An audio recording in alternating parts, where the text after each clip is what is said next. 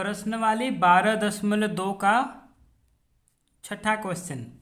15 centimetre त्रिज्या वाले एक वृत्त की जीवा केंद्र पर 60 डिग्री का कोण अंतरित करती है। संगत लघु और दीर्घ वृत्तखंडों के क्षेत्रफल ज्ञात कीजिए। पाई बराबर 3.14 लेना है और √3 के बदले 1.73 लेना है। ठीक है, ये दो कंडीशन दिया हुआ है।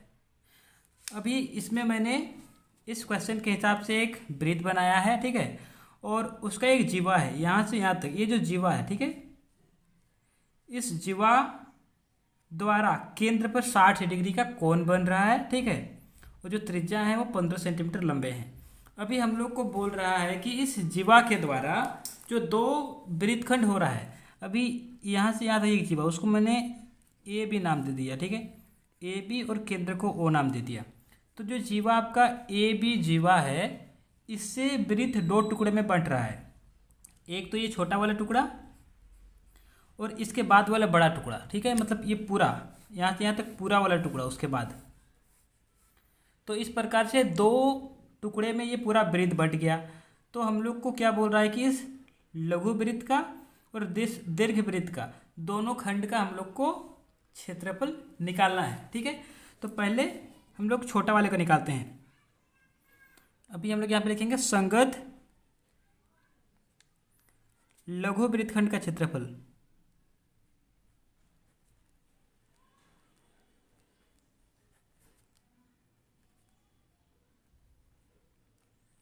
संगत लघु वृत्तखंड का क्षेत्रफल क्या होगा? ये जो त्रिज्याखंड का क्षेत्रफल है उसमें से इस त्रिभुज का क्षेत्रफल को हम लोग घटा देंगे। ठीक है, जब त्रिज्याखंड का क्षेत्रफल निकालेंगे तो पूरा यहाँ से यहाँ तक निकलेगा। ठीक है, पूरा निकलेगा। उसमें से हम लोग क्या करेंगे, इस जो त्रिभुज वाला क्षेत्र है उसको घटा देंगे तो लघु वाला वृत्तखंड का क्षेत्रफल निकल जाएगा। ठीक है, तो लघु वृत्तखंड का क्षेत्रफल बराबर क्या होगा? त्रिज्याखंड का क्षेत्रफल, त्रिज्याखंड का क्षेत्रफल घटाओ त्रिभुज ए ओ बी का क्षेत्रफल। ठीक है, तो त्रिज्याखंड का क्षेत्रफल क्या होता है? थीटा बटे 360 गुना पाई आर स्क्वायर घटाओ, ये समद्विबाहु त्रिभुज है, ये 15 सेंटीमीटर दोनों भुजा इसका समान है, तो इसका क्षेत्रफल क्या होगा? √3/4 इंटू ए स्क्वायर। ठीक है, अभी थीटा कितना है हम लोग का? 60 डिग्री बट्टा 360 गुना पाई के बदले 3.14 लेना है। त्रिज्या कितना है? 15 है, तो उसका स्क्वायर है, तो 15 गुना 15 घटाओ √3 के बदले लेना है 1.73/4 गुना ए मतलब ये इसका भुजा जो है वो त्रिज्या के बराबर है, तो ए भी 15 गुना 15 होगा। ठीक है, तो अभी हम लोग काटेंगे, 0 0 कटा, 6 का 6 6 6 36, फिर काटेंगे 3 से 3 दूना 6, 3 5 6 15, तो इधर क्या बना? 3.14 गुना 5 गुना 15/2 घटाओ, इधर क्या बना आपका? 1.73 गुना 15 गुना 15/4। ठीक है, तो जब आप इसको गुना करके 2 से भाग देंगे तो ये आपका बनेगा 117.75 घटाओ, इसको भाग देंगे तो क्या बनेगा? ये 97.3125, और आप दोनों को आपस में घटाएंगे तो ये बचेगा आपका 20.4375 सेंटीमीटर स्क्वायर। ये आपका हो गया लघु वृत्तखंड का क्षेत्रफल।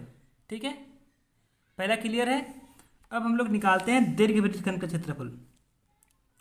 अब दीर्घ वृत्तखंड का क्षेत्रफल,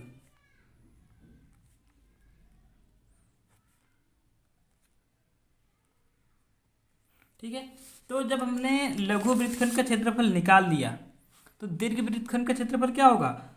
टोटल वृत्त में से इसको घटा देंगे। ठीक है, तो पूरा वृत्त का क्षेत्रफल निकाल लेंगे और उसमें से इस लघु वृत्तखंड का क्षेत्रफल को हटा देंगे तो दीर्घ वृत्तखंड का क्षेत्रफल निकल जाएगा। ठीक है, तो दीर्घ वृत्तखंड का क्षेत्रफल बराबर क्या होगा, वृत्त का क्षेत्रफल, वृत्त का क्षेत्रफल घटा में क्या होगा, लघु वृत्तखंड का क्षेत्रफल, लघु वृत्तखंड का क्षेत्रफल। ठीक है, पूरा वृत्त का क्षेत्रफल निकाल के छोटे वाले को घटा देंगे तो बड़ा का निकल जाएगा। ठीक है, तो वृत्त का क्षेत्रफल क्या होता है, पाई आर स्क्वायर घटाओ लघु वृत्तखंड का क्षेत्रफल हम लोग को मालूम है 20.437 ठीक है, तो पाई क्या रखेंगे हम लोग 3.14 गुना आर क्या है 15 गुना 15 घटाव में 20.4375। ठीक है, तो जब इसको गुना करेंगे तो ये कितना बनेगा 706.5 घटाव 20.4375। ठीक है, तो जब आप इसको दोनों को आपस में घटाएंगे तो ये कितना बचेगा 686.0625 सेंटीमीटर स्क्वायर। ये हो जाएगा आपका दीर्घ वृत्तखंड का क्षेत्रफल। ठीक है, तो मैंने लघु वृत्तखंड का और दीर्घ वृत्तखंड का दोनों का क्षेत्रफल निकाल के आपको दिखा दिया। ठीक है, इस प्रकार से आप क्वेश्चन को बना सकते हैं। Thank you.